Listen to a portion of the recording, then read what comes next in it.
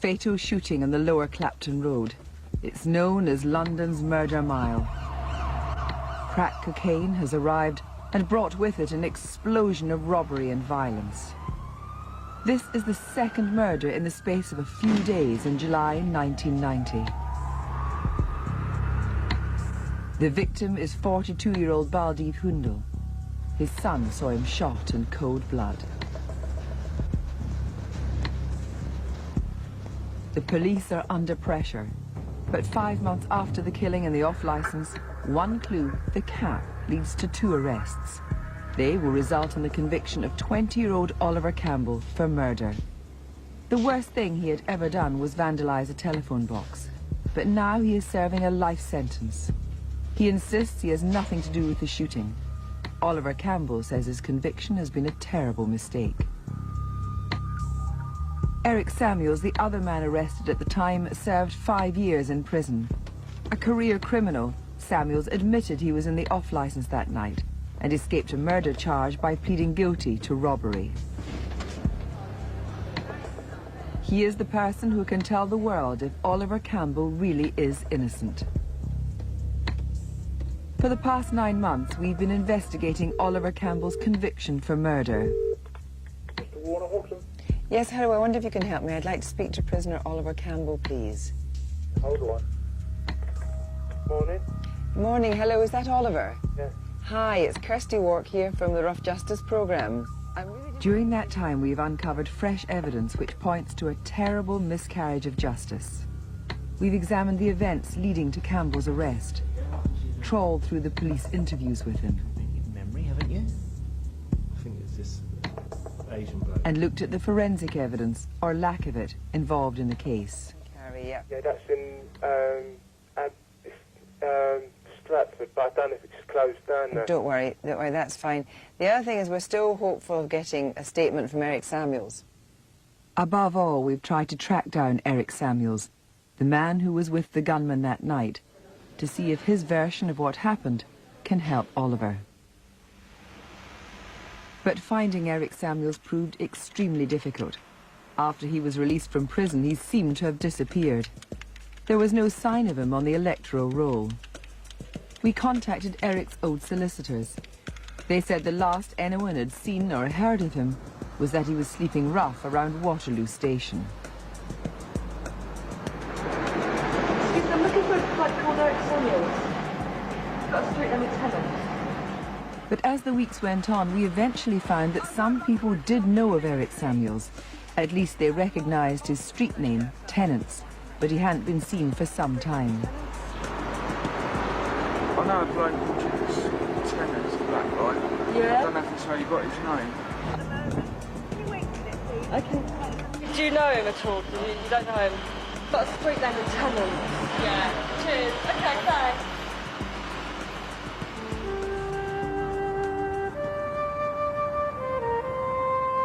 With the search stalled, we concentrated on a number of other crucial areas of the case which might help Oliver Campbell prove his innocence. His medical notes reveal that when he was 8 months old, a severe brain trauma had left him with serious shortcomings. His IQ was registered as borderline mentally defective. Most of his 20 years had been spent in care, and at the time of his arrest, he had just ended a period with a foster mother. Jean Jackson fostered Oliver when he was 16 and knows him better than anyone. Just, my brief really was to support him in getting to a stage where he could live on his own, so preparing him for independent living, really. And usually it would take 2 years, but they asked me if I would consider having him for 3 years, because he did have learning difficulties and so needed that extra support. People who know Oliver believe that his mental shortcomings should have been apparent to those who came into contact with him. First thing you can tell with Oliver is that he has learning difficulties, and he's in some ways backwards, for use of a better word, and that he's clumsy as well, and that he would be behaving like a child, especially then at the age of 19, and he should definitely have had legal representation straight away.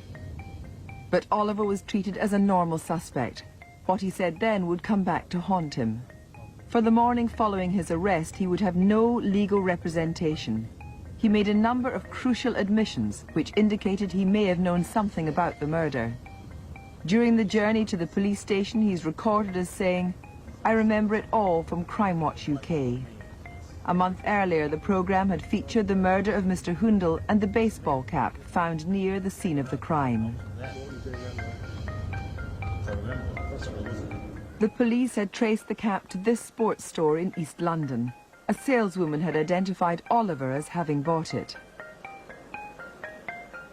The whole case rests on who was wearing the cap at the time of the shooting. Oliver admits it's his, but insists that it was stolen by another man before the murder. But crucially, when he was arrested, he didn't make this clear. He was taken to the nearest police station and asked if he wished to have a solicitor present. Oliver said no. 2 officers interviewed him. They asked him about the baseball cap, which he said he'd seen on television. But they asked Oliver where he dropped it, so he said he couldn't remember. Then he said he dropped the hat in the shop where the shooting happened. That was nonsense. The hat was not dropped in the shop. It's inconsistencies like this in the interviews which are highly significant. First of all, it's very unfortunate that the police asked this mentally very backward boy a question which plainly was unfounded. And secondly, it's very striking that he almost immediately agreed that he had dropped the hat in the shop, even though he plainly hadn't. So why would anyone admit to things which simply were not true? In order to understand what was going on, we asked an eminent forensic psychologist to examine the transcripts of the interviews. Professor Brian Thomas Peter identifies several examples where admissions are wrong. He begins with the dropping of the cap. Well, during that interview, again, we have to start from understanding that Oliver Campbell is someone who wants to be normal. He's a limited individual, and he's developed a strategy which has involved facilitating conversation in a very acquiescent way. So he picks up pieces of information, and with those pieces of information, sustains conversation without real meaning. Yeah, and during that interview, of course, he talks about knowing the shop and so forth. Yes, he says he was there, but he can't remember who served him. The officer says... What time of day would that be then? Mostly after, like, working hours or before? Before. What, after work or before? Yeah.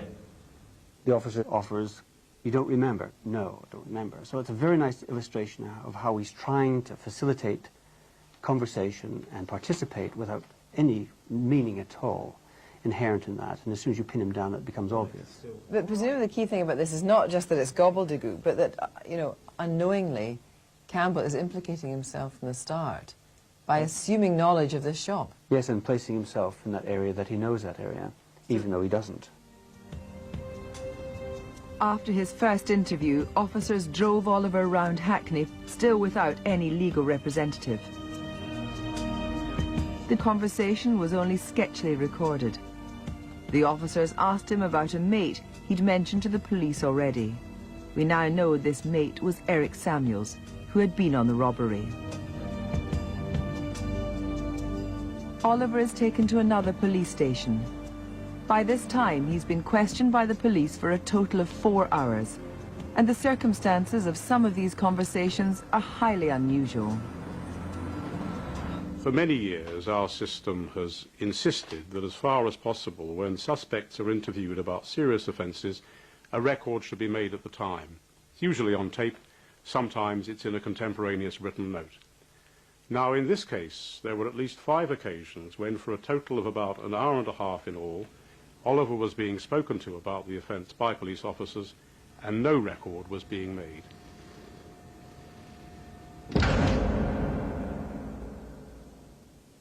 Finally, 5 hours after his arrest, Oliver is examined by a doctor. Only now is he recognised as suffering from a significant mental handicap. and to be of limited intelligence. The police now arrange for a solicitor. 8 hours after his arrest, Oliver Campbell will be interviewed with full legal protection for the first time. As well as a solicitor, Campbell now had what's called an appropriate adult present. It's a safeguard for people with recognized mental difficulties like Oliver. There is also a new officer in charge of the questioning. He soon picked up on the baseball cap. So, what happened to the hat? Can't remember what happened to him. And I'm saying, why is that? Because I went somewhere else afterwards. Where was that? Don't know where it was. So you don't remember where you went either? No. Got a very convenient memory, haven't you? If you check up on my medical, Yes, what? What if I check up on your medical? you find out a lot about me. But I won't find out what happened to your hat, will I? What? Yeah. So when you see that, you'll find out a lot about me. What does that tell us about the relationship at that point? She's frightened by this, and he said, would you look at my past medical records? Don't you know that I can't cope with this? But you know, to anyone outside in the public, they wouldn't find that necessarily problematic about police questioning. I think a lot of people imagine police questioning as very direct and often aggressive. Oh, indeed, and there's nothing wrong with asking questions like this. The difficulty is that with someone like Campbell, it has a different character. It will have a different influence on him than it might for someone who is a hardened criminal. As the interview went on, the police repeatedly referred to the forensic evidence at the scene of the crime, which they suggested could link Oliver to the murder. Are we going to find your fingerprint on that can of Tennant's? No comment. Because there were fingerprints in that shop. And there's something else about you. Your fingerprints would be on our records, would they? No comment. It wouldn't take us long to find out if they're your fingerprints. And there were hairs in that hat as well. That's why we're going to take samples of yours. Because it's the same, isn't it? It's your hat. I know it's my hat. The importance of this is that they're overwhelming him with external, unverifiable evidence, that's unverifiable from Campbell's point of view, which must have been overwhelming. So he's building up this picture for Campbell of his guilt. Well, it's not that Campbell actually has a sense of being guilty, but it does seem that he would have a sense that he's going to be convicted because there are witnesses, there's fingerprints, there's hair samples, there are a range of things that place him there. The police have taken hair samples and fingerprints, but at this stage tests haven't been done. And much later, when the results come in, contrary to what they've inferred over and over again to Oliver, there is no forensic evidence linking him to the scene of the crime at all. We already know that despite what Oliver said, the cap was not dropped in the shop. There are hairs in the baseball cap, but they do not match Oliver Campbell's. And the fingerprints, none of the fingerprints taken at the scene of the crime matches his. The good news for the police was that they did have eyewitnesses. A woman passerby claimed to have seen a man outside the shop wearing a distinctive baseball cap. And Mr. Hundel's son had a clear view of his father's murderer.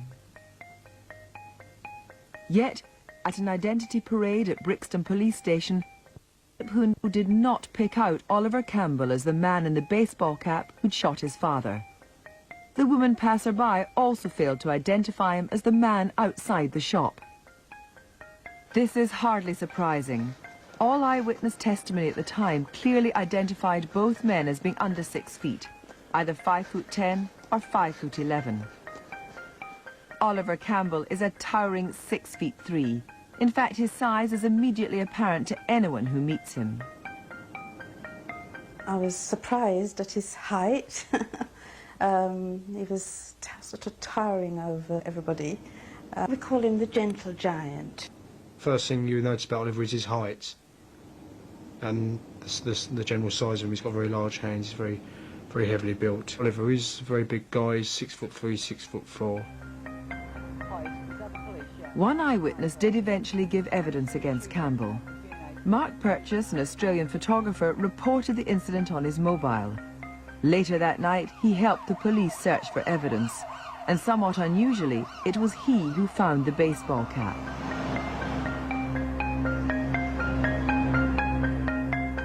But at the identity parade, he's of no use. He does not pick out Oliver. Like everyone else, he described the robbers as under 6 foot. But 6 weeks later, he's changed his mind. The gunman was number 9, Oliver Campbell. But in court, the judge warned the jury to be wary of Mark Purchase. He told them that if the trial rested on his evidence alone, there would be no case against Oliver. We wanted to ask Mark Purchase why he'd changed his mind about that night. We eventually tracked him back to his native Australia. Can you remember which one had the gun at all? I'm sure it was the tall one had the gun. The tall one had the gun because I saw something there that I could never tell you the colour of the gun, but I definitely saw something there, do you know what I mean, in the right hand. Right. One was definitely taller than the other, because in the initial statement that you gave, you said they were both about 5'10". They're both about the same. One was about a head taller than the other one. Right. I only ask about it because in one of your initial statements you said they were both about 5'10", you see. That's... One was definitely... I think the one that was slightly taller, I think it was a bomber jacket he had on, actually. We spoke to Mark Purchase for an hour, but he couldn't give us a consistent story. The same problem the judge had identified in court. As the police continued interviewing Oliver, they were still ignorant of the outcome of the eyewitness or forensic evidence. But they kept trying to persuade him to confess. It would appear that you were the gunman. You were the man that put that gun to Mr. Hundel's head and shot him dead for no reason that anybody really understands. Now think about what's putting you in that position. You can't account for your hat. You can't account about what you said to Carla. There are fingerprints on the can in the shop. There are hairs in the hat that was found nearby. People did see you there. What happened? You're sitting there, living a nightmare. I can see it. I can feel it. Now, what happened that night? What would the impact of that have been at this stage on Oliver? Well, it must have been overwhelming to have that amount of evidence and implication put to you in quite that way, and also implying that there might be a way out if it was an accident or something of that kind. It must have caused a great deal of confusion, certainly in that situation for a normal person. I think they would find that very stressful. The emotional consequences must have been very fearful. The officers continued to insinuate that there may be forensic evidence to link him to the crime, but Oliver repeatedly denied involvement. And on the second day of the interview, now with a senior partner from the firm representing him, Oliver seemed to grow in confidence. In turn, his solicitor began to challenge some of the officers' tactics. Can we move on then, officer? Playing staring games? Nothing to say. Can we move on to the next question, like my solicitor said? I'll dictate the pace of the interview. Well, that's fine, so long as you're fair. I am fair. Now then, yesterday you all but admitted shooting a man. It's interesting for a couple of reasons. First of all, he's rested. He hasn't been interviewed previously that day. He hasn't been put under stress. Again, is implacably opposed to anything that's being put to him by the officers. His solicitor is not passive in any of that process, but in fact, on one occasion of that interview, his solicitor interjects, "Can we move on then, officer?" playing staring games. There's obviously something going on which the legal representative feels is unnecessary. Then the officer comes in, "I'll dictate the pace of the interview." The solicitor, "Well, that's fine as long as you're fair." "Officer, I am fair." Now then, yesterday you all but admitted shooting a man. At that point, Campbell has nothing to say. And he doesn't really budge from that position during the interview. No comment, No comment. No comment. No comment. At this stage in the investigation, the police are concentrating on the premise that the hat ties Oliver Campbell to the scene of the crime. But we wanted to establish whether Oliver was actually capable of shooting the man in the off-licence. We asked Frank Swan, a ballistics expert with 40 years' experience, to examine the crime. If we can get the actors in. If I can just have a look where you're going to do what. As part of his investigation, he studied all the available evidence from the scene of the crime, autopsy and ballistics reports. Okay. You can see there's blood on the floor here. There appears to be blood there. There is blood here. He then used a group of actors to recreate the crime scene in a shop, which he videotapes for later analysis. And the next thing you know, this situation develops a short struggle, no punching or kicking. He produces a weapon, so he doesn't produce it outside, he produces it inside, and after a short struggle, there's a bang and you fall to the floor. And he asked the actors to recreate the actual moment the gun was fired. Nice and gently, just put you into a struggle position, pull the gun out. Now, try and you've got to shoot him at right angles to his ear. You still want me to look around? You can do what comes natural to you, right? This is Frank Swan's conclusion about the shot which killed Mr. Hundel. The angle of entry would suggest that it would need to be done by somebody who's right-handed. Is the trajectory right? The trajectory is right for a right-handed shot. As far as you're concerned, Baldy Hundel was shot by a right-handed person. Was in the ear. It's 99% sure that it was a right-handed person, yes. Frank Swan's certainty that the gunman used his right hand to shoot Mr. Hundel is incredibly important. No one had ever picked up on the significance of which hand Oliver used and how it would affect the case, so we did. We secretly filmed Oliver. He had no idea we were doing this, carrying out everyday tasks. And then we analysed the evidence. So you've had a chance to look at this tape now. So we're trying to work out whether he's left-handed or right-handed. What are all the pointers?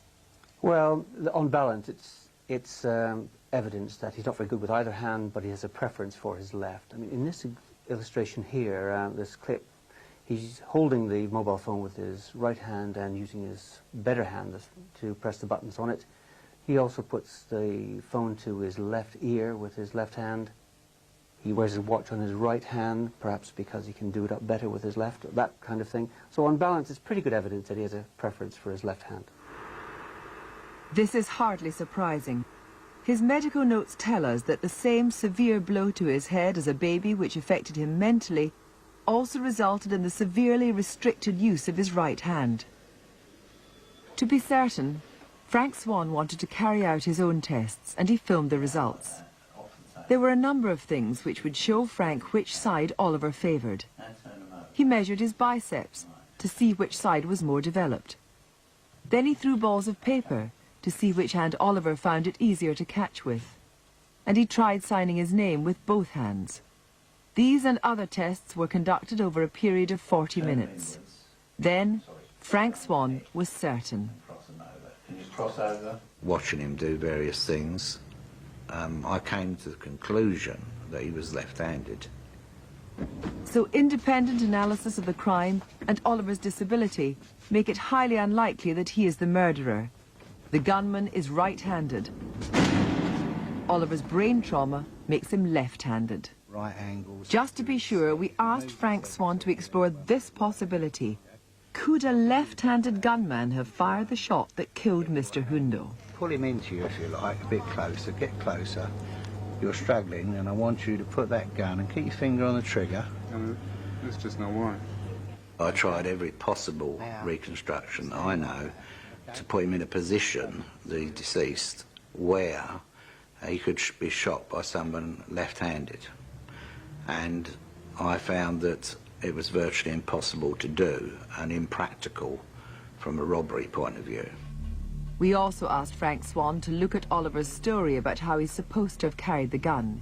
He tells the police this. Yeah, it was underneath my left arm. Okay. How did you keep it there underneath your left arm? Tied up with a piece of string. I see. So where was the string tied?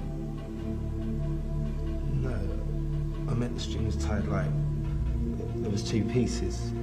One, it was like tied around it, so I had to untie it before I could took it out. I've never come across anybody making a string holster for the purposes of a robbery. Normally, if they've got a long pocket, they put the gun in the pocket, or they put it into their belt, or they put it into one of their outside pockets, so that, rather a bit like the old gangster films, where they can bring it up into a fire position. It doesn't make sense to make a string holster whatsoever. Professor Brian Thomas Peter also finds this story deeply significant. It gives him proof that Oliver's mental disabilities will lead him to admit to something which he is almost certainly physically incapable of doing. And yet, in his so-called confession, he has tied with his right hand, with two pieces of string, a gun in such a way that he has to actually untie the string to get the gun off, then fire it with his right hand, under pressure in a situation where supposedly he's about to commit a murder. I mean, what's the likelihood of that? It just seems a very unlikely scenario, and particularly in the situation of having panicked and, as you say, the stress. But the real psychological issue here is that would someone with this kind of disability prepare to use his weakest hand in the using of a gun?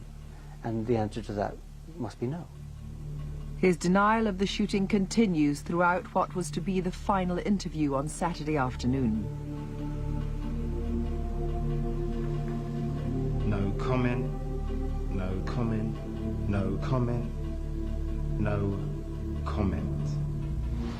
Then at around 7 o'clock, Oliver's solicitor leaves the police station. He left his telephone number and strict instructions that he was to be contacted if any further interviews were to take place that night. Around half an hour later, the station custody records note the arrival of Oliver Campbell's foster mother. The police have told her Oliver is in serious trouble, and she has agreed to see if she can help. It was very incoherent, the whole thing. He wasn't talking very straight, really. He was talking about a hat, and that he had bought this hat, and that he had gone to Leicester Square, and that he had given or sold the hat to some bloke that he'd met down there, and that this hat was found near the robbery scene. It was very kind of confused story. It didn't mention anything to do with the robbery or anything like that. A statement from the lead detective records, I entered the interview room and I explained the requirement for an appropriate adult. Mrs. Jackson agreed to accept the responsibility. Mrs. Jackson asked if I thought he was guilty. I said I really believe he shot the man. I don't think it was murder. As the appropriate adult, I explained Oliver's rights to her, and they both declined a solicitor. They said something about Oliver was ready to confess more about the robbery, and to say who was involved. And of course I was, you know, happy to do that, because I wanted him to say, because I didn't believe that he had done what they said he had. The police statement further records that on his way back to the cells, Oliver tells the officer, Something inside of me is wanting to tell the truth. It's like a door opening inside of me. I don't want to lie. I shot the Asian man. I told him not to speak and left him in the cell. Just 25 minutes later, Oliver has completely changed his story. Like, I pulled the trigger by accident. Sorry, could you say that again?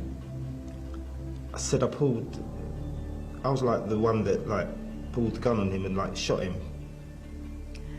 It sounded completely different from when he was on his own with me.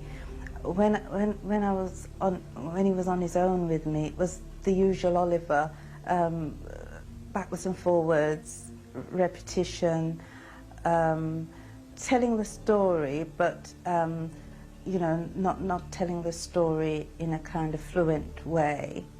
Then in the second interview where the officers were present, it was a completely different story, like a news story, that he'd got this gun from, or bought this gun from somebody, and that he and this other person went to this park and was practicing shooting. Where did you practice with it? In the fields. Whereabouts? Anywhere. Anywhere where there was no one to hear me shooting. Does this sound like a true story? Does it sound like a fairy tale? It sounds like a poorly constructed fabrication. And you can point to any number of internal inconsistencies. How many bullets did you have? About 2 or 3. What? No. How many bullets were you given? About a dozen.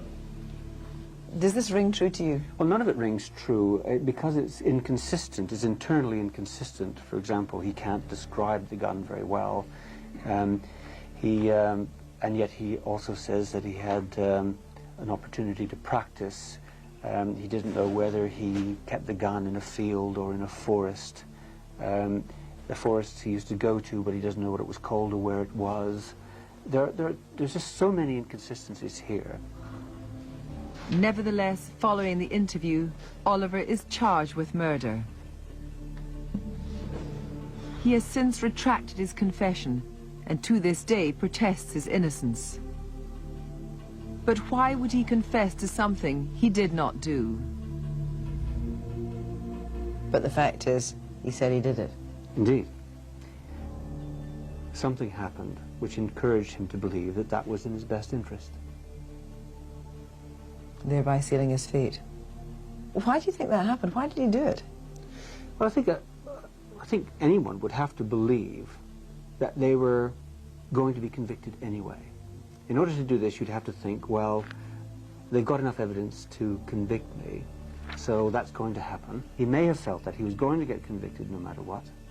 And secondly, that it might not be so bad to confess, providing he could tell people it was an accident. Oliver Campbell's confession that he killed Mr. Hoondle happened once again when he had no qualified legal representation in the room.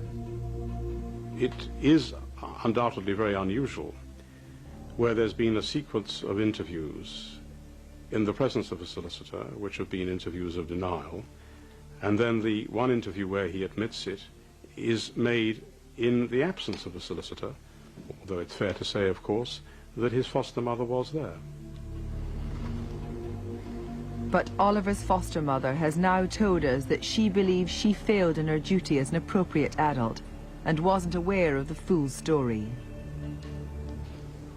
I was terribly frightened, absolutely shocked and upset because I realised the predicament that I put Oliver in, that I was in.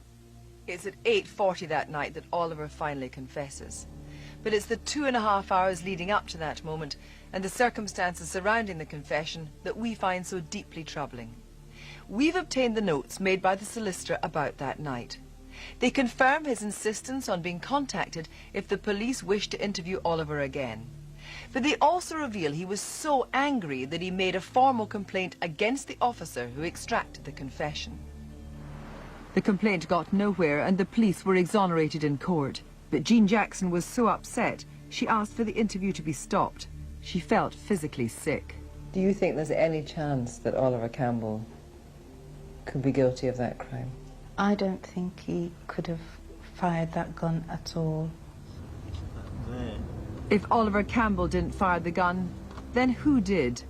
His garbled and inconsistent version about that night was the only one heard in court.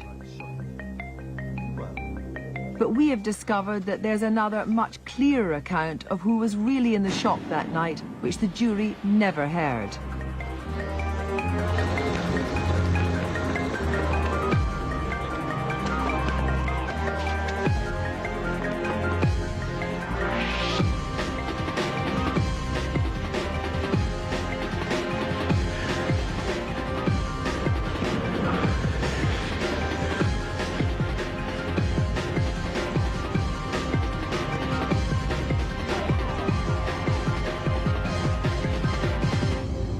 Eric Samuels had given an account of what really happened. We had to find him. Right, I'm looking for a guy called Eric Samuels. This black guy. He might have gold teeth, but he's got a street name of Tennant. But the weeks spent making inquiries got us nowhere. And then we found a clue. I've asked 3 people and they know him, but he's gone. I mean, he's not been there for at least 12 months. But I've been told for you to check at least the Hackney front line. And it was here in East London, a few hundred yards from the scene of the shooting, that we discovered Eric Samuels was alive, off the streets and receiving professional help. The reason we've been looking so hard for Eric Samuels is this piece of paper. It's a version of events Samuels gave the police before the trial. It completely exonerates Oliver Campbell. During the past 5 months, we've been in contact with Samuels, and we know he's given a fresh statement to his solicitor which says exactly the same as this one does. Campbell wasn't there. But he won't release this statement or give us an interview because he's so terrified about the reaction of the real murderer. Because this new statement is locked away, we decided it was in the public interest to record secretly what Eric Samuels had to say, but to protect his identity. Do you remember it well? Yeah, Really? I mean, I know that you want to help. Tell the truth, that's all. About Oliver wasn't there and things like that. Tell them the whole story, how the incident happened and how Oliver was connected to the incident. Sworn statement that he's not there. He wasn't there at the time.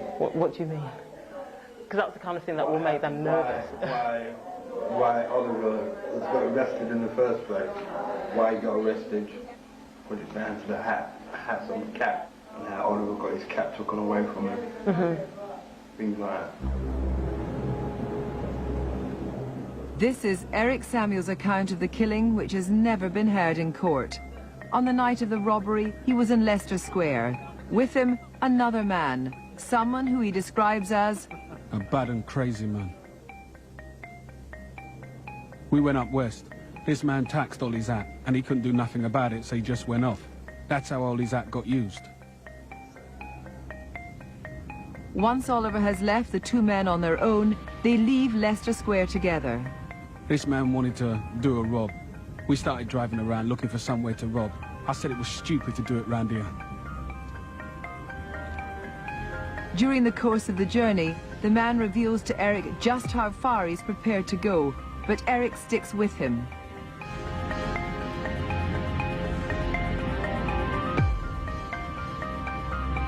The man asked if I knew anywhere around my way to rob, so he went back to Hackney.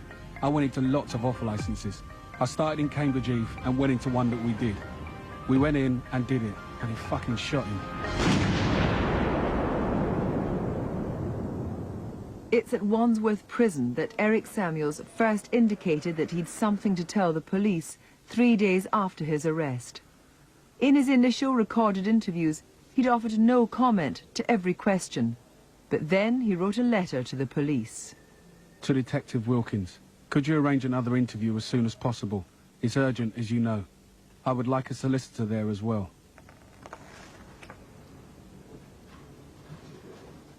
But when the police come to interview him again, he won't say anything more. He's been advised that it would be better to say nothing.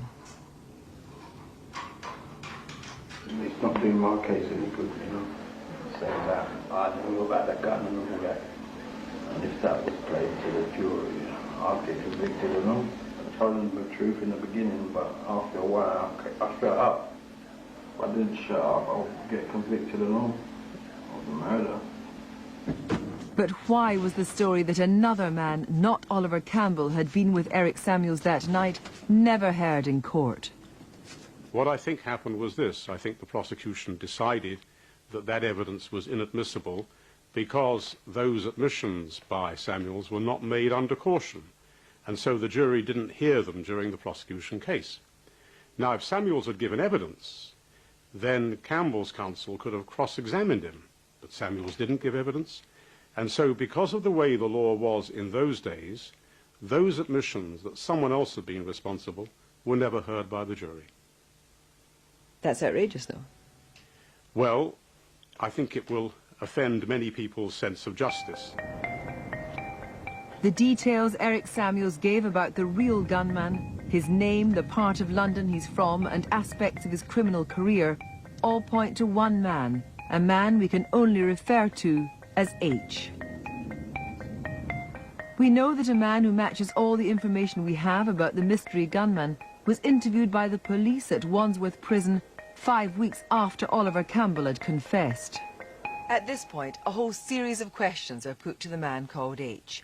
He flatly denies any involvement in the crime, that he knows anyone called Eric or Oliver, or indeed that he ever wears hats. But when he's asked if he's prepared to give any hair samples, he replies, "I'd rather see my solicitor first." We know that the police took hair samples from prime suspects in the case. Eric Samuels, Oliver Campbell, and 2 other men were also tested. But we could find no record of any hair samples being taken from the man H, the man who most closely matches the description given by Eric Samuels. But there's another mystery surrounding the forensic evidence. We know that Oliver Campbell was fingerprinted, and his prints didn't match any found in the shop. How significant was this?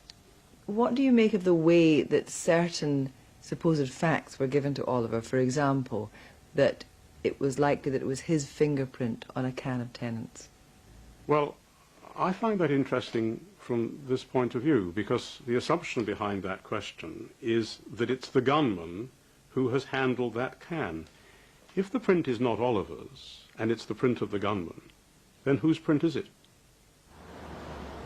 We wanted to find out more about the forensic evidence left behind in the shop, and in particular, the fingerprints found at the scene of the crime.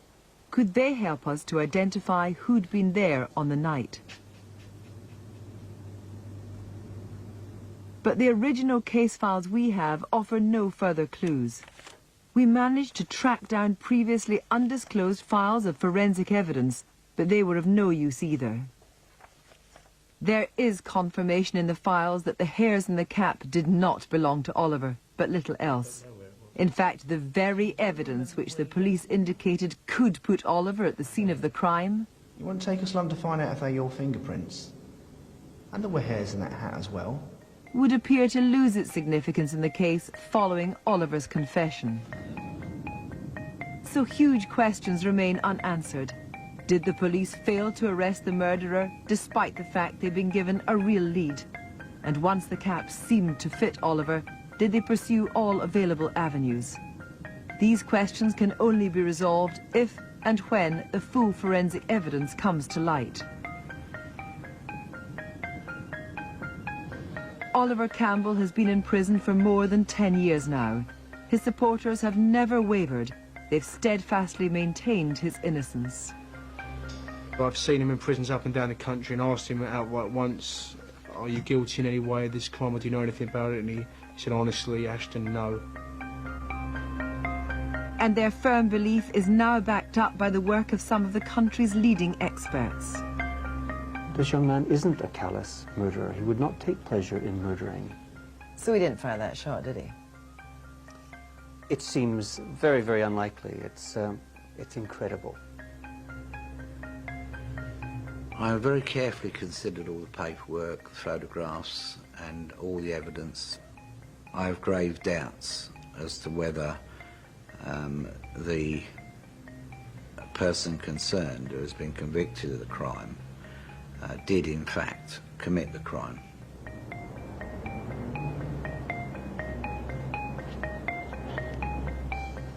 And now, finally, we have the true version about what happened that night 11 years ago. I wasn't there, and things like that. Sworn statement, it's not there. He wasn't there. Rough Justice believes that Oliver Campbell must be freed.